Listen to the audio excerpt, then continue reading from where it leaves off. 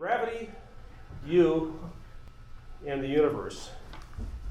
Space, the final frontier. Gravity is everywhere in the universe. This is our galaxy, the Milky Way. And you'll notice how it is spinning around its center of gravity on an axis here. Make note of that because that's actually the way you move also, how gravity works in your body. And I'll get to that in a moment. But isn't it beautiful? That's the Milky Way. This is our planet Earth.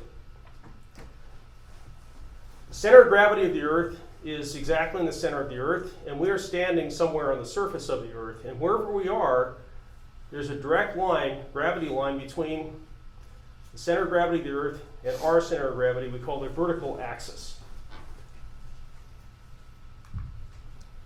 The Earth orbits around the sun. We are also subject to the sun's gravity. And we have the waves coming in caused by the moon's gravity. So gravity is a very powerful force in our world and in the entire universe. Gravity exists everywhere on Earth. Here, this is in the Nepali Cliffs in Hawaii where I was, in Kauai, and you can see the waterfalls coming down 4,000 feet into the ocean. And it's just beautiful to see how everything works in perfect harmony. And on the beach in Kauai, and you can see how the waves are formed by gravity, by the moon's gravity, and the sun shining on everything and giving it life. And I'm teaching yoga here on Kauai. And this is the vertical axis. So we're standing here and we're feeling this axis, and we're moving in the lateral axis in the coronal plane. But anyway, we're doing yoga out in the sunshine, and we're feeling this energy, and it's just fantastic. Here are Pacific Northwest, gravity at work. You can see how the glacial melt's coming down to this gorgeous lake, and the trees are growing up toward the sun, and everything is as it should be. This is our natural world, and it's perfect. Now, Newton's universal law of gravity came up with this idea about 300 years ago, but believe me, it's been around much longer than that. He just discovered it. So here's, again, our planet, and you are standing on the surface of the planet. Hold it steady. And there's the center of the Earth, and there's the gravity line right there. And so what this describes is the force of gravity upon you and also upon the Earth, and it is equal in magnitude and opposite in direction. That is Newton's third law.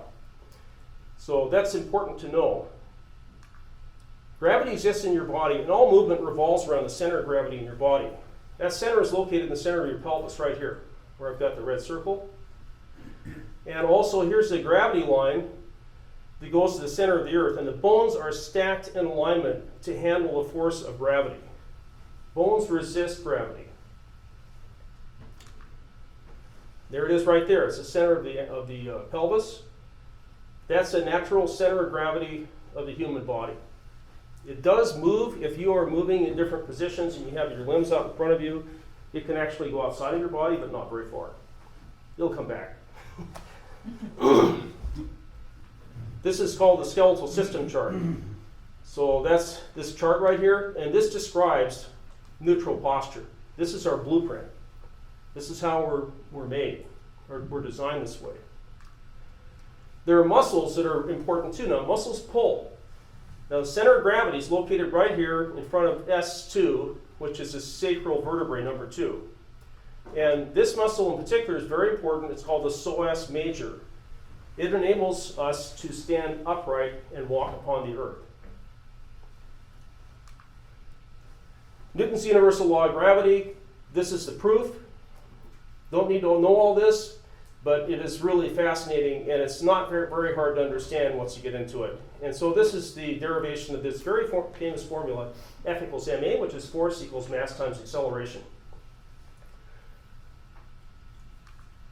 And we have the 3 laws of gravity by Newton. First law is the law of inertia. Second law is F equals ma. And third law, I mentioned before, it's the action-reaction force pairs. That third law is really important to pay attention to, all of them actually. So gravity, physics is the study of nature. You're subject to physics. When gravity connects everything, you want to go with the flow, or suffer. If you don't, you'll know it. Here we have somewhat of a conundrum. The human being design of us, we are designed to be in neutral posture and to move efficiently with gravity. So efficient movement with gravity with no pain. This requires awareness and alignment. We're actually born with this. I mean, there are exceptions, of course, and injuries do happen. So there's things that can throw it off. We're also designed to survive above all else. And our mind can ignore body signals, including pain. So it can override this design to survive or for its own reasons. And so mind and body can be elevated and improved. That's the good news. So we have this somewhat of a tug of war over different design elements. Let's look back 70 years. This is Lauren Bacall and Humphrey Bogart. And Lauren Bacall at age 19 in her first film, To Have and To Have Not. Humphrey Bogart at that time was 44. And here, he's 45 years old, and this is Lauren Bacall, I think about 45 years old, in her 40s. And look at their posture. If you look at people, if you look at the older movies, older photographs from back in that day, in fact, all the way up until the computer age, most people had very good posture. A lot of people had neutral posture, in fact. Not everybody, but the majority did, in my opinion. Now let's fast forward to 2014.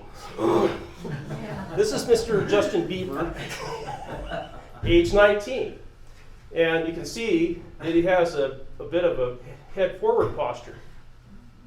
Now, if you drew the gravity line, it would come up like that, well past, well behind his ear. And also, if you look at a person and their head is lower, I mean, he's got a long neck, but his head should be higher off his shoulders and his left shoulder is elevated. I see this right away. And you will too once you learn to recognize it.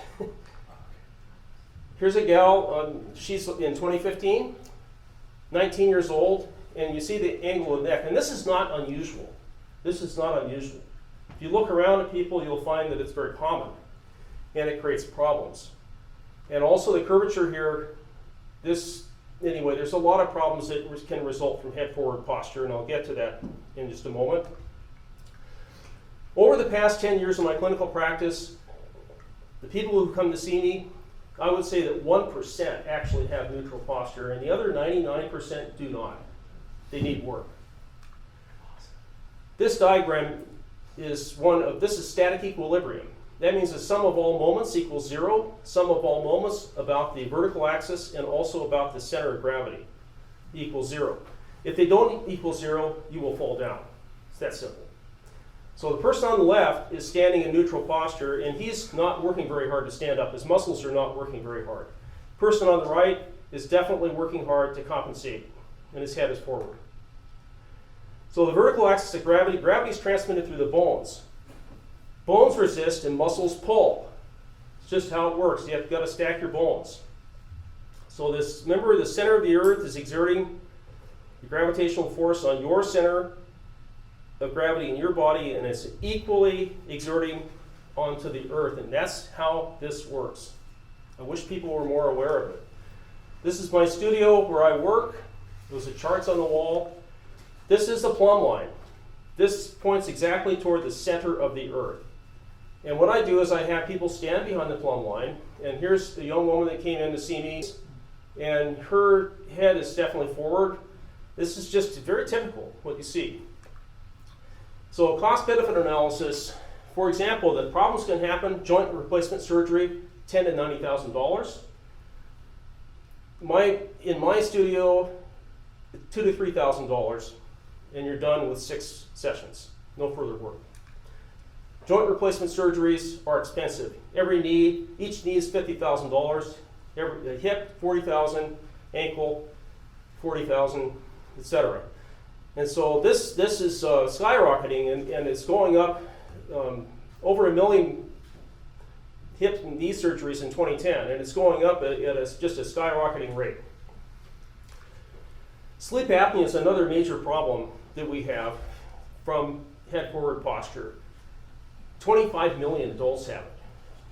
26% of adults aged 30 to 70 will have it.